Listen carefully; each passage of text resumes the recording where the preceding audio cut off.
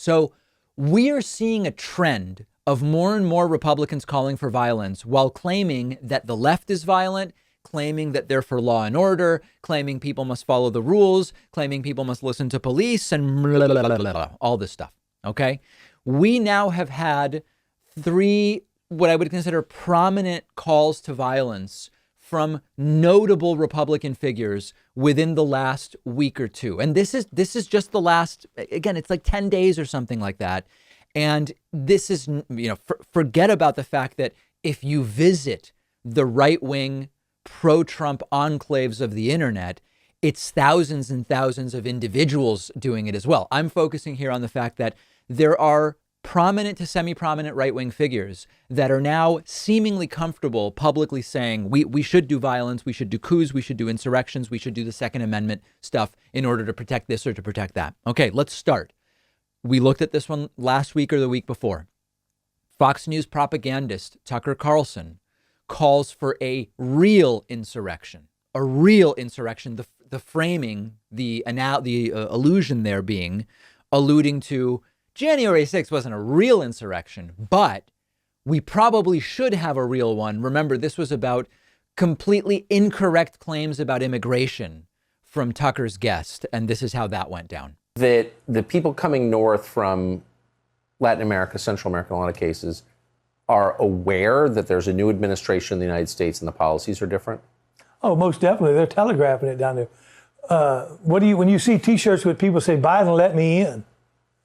Biden let me in. They're all over. I mean, it's telegraphed back down there. One of them comes over and they'll tell you. As soon as I get over and get through, I'm calling back home and I'm telling 10 more to come that I got in. Come on. We're sending a message that, hey, the border's open. Come on in. Do what you want. I mean, why aren't we enforcing the laws that are on the book, that are already on the book that says you can't cross that border illegally or whatever? But yet we're going to reward you with putting you in a nice hotel or give you a $1,400 Visa card, debit card that you can use while you're here in the States, till you get established or whatever. And how many times do they replenish it? What do you mean giving a $14 Visa debit card? I haven't been able to confirm this yet, but I have told that they're giving you, these immigrant families that are in these hotels, they're giving them a $1,400 Visa card that they can. Why don't we have a real insurrection at some point? Like, why would we put up with this? Well, in my opinion, you're closer than you've ever been in our country of getting to that. I think we're closer. Well, I feel closer to that. I mean, this is absolutely, it's beyond insulting. That's the type of thing that is actually illiberal, anti-democratic, authoritarian escalation that we've been talking about. That's a perfect example right there. So there's Tucker Carlson.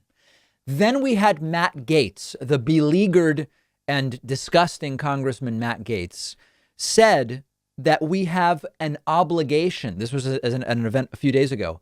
They, I guess, have an obligation to use the Second Amendment in armed rebellion. They must do it. Here is Matt Gaetz. The internet's hall monitors out in Silicon Valley, they think they can suppress us, discourage us. Maybe if you're just a little less patriotic, maybe if you just conform to their way of thinking a little more, that you'll be allowed to participate in the digital world. Well, you know what? Silicon Valley can't cancel this movement or this rally or this congressman.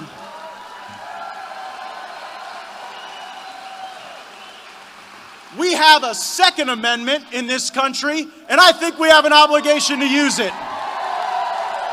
Nice one, right? I mean, listen, this is the guy who says it's not okay to cancel someone. Twitter bans are over the line, but shooting others dead, that's okay. That's a completely different thing, and that's something that he is going to talk about. As Congressman Adam Kinzinger said about that, quote, "This is why we need a January 6th commission. 4 months after an insurrection at the Capitol, we're hearing this language at another rally where so-called leaders are stoking fears and anger and inciting violence." Adam Kinzinger is completely correct. And then we have the clip we looked at in the first segment on today's show, and I'll play it again for you just to have it all here together.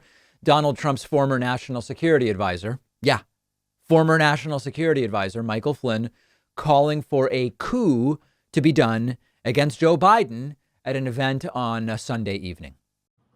I'm a simple Marine. I want to know why what happened in Myanmar can't happen here.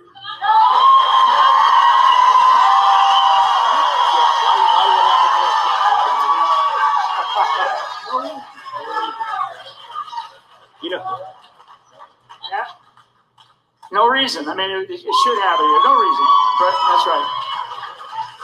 One more. A former national security advisor calling for the forcible removal of a president there.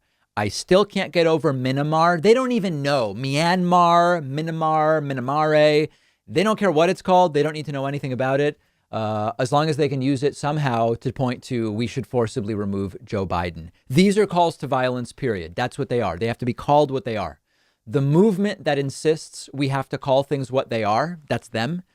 Call this what it is. Just call it what it is. A sitting congressman attempts to incite acts of terror. A former national security advisor encourages a coup. One of the most watched right-wing propagandist media hosts adopts the language of January 6th and says, let's do it for real this time. The January 6th one wasn't really an insurrection, but how about a real insurrection? And the right continues to just edge and push and prod and encourage their people towards launching some version of what might look like a civil war. Now, in all seriousness, maybe not with the Tucker Carlson example, but certainly with the Michael Flynn example and the Matt Gaetz examples, shouldn't the FBI be paying these guys visits? And I'm not saying the FBI should harass people or look into people for political reasons. What I mean is, if normal people said this kind of stuff publicly, it might actually be something that gets them a visit from law enforcement or from federal agents. Why is that not even in the picture when it comes to Michael Flynn and Matt Gaetz? And then, of course, as I mentioned before, is Michael Flynn getting some kind of pension from the military? And if so, don't statements like these call into question whether he should be receiving that pension? And aside from the political piece, they're saying this stuff as we have just mass shooting after mass shooting in the United States. They barely even make headlines anymore. One big one last week in San Jose did make headlines, but in the week prior, I think there were something like 18 was it 14 or 18 mass shootings? I don't know where most of them were. They don't even make headlines because it's just constant. And then here is just another angle on this, not necessarily ginning up the person to person violence that often is what we see in mass shootings, but just generally building up this idea of let's use violence. Let's use violence to solve personal problems. Let's use violence to solve political problems. And hey, if we bring guns in, as Matt Gaetz said, even better, because we have the Second Amendment, and that's exactly what it should be for. Incredibly dangerous stuff, disgusting stuff. But listen, if you're these people, if you're these right wingers, who's going to hold you accountable? We can't make any progress on gun laws.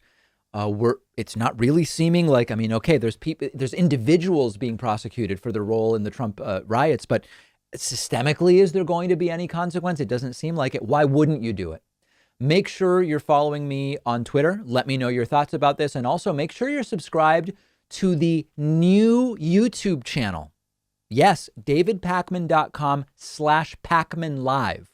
New YouTube channel, totally different content. I'm inviting you in. One of our sponsors today is Blue Chew, a unique online service delivering the same active ingredients as Viagra and Cialis in a chewable form and at a fraction of the cost. And they're giving my audience an entire month's supply for free. So if you think you could benefit from an extra boost of confidence when it's time, all you have to do is take a short quiz on their website. A licensed doctor approves your prescription. The medication comes straight to your home within days in a discreet package. No driving around to the doctor's office or the pharmacy. No waiting around. No awkward conversations with your doctor. All of Blue Chew's tablets are made in the USA. The entire process is just a few clicks. Go to bluechew.com. The link is underneath this video. They'll give you an entire month's supply for free when you use the promo code PAKMAN. All you have to do is pay $5 shipping.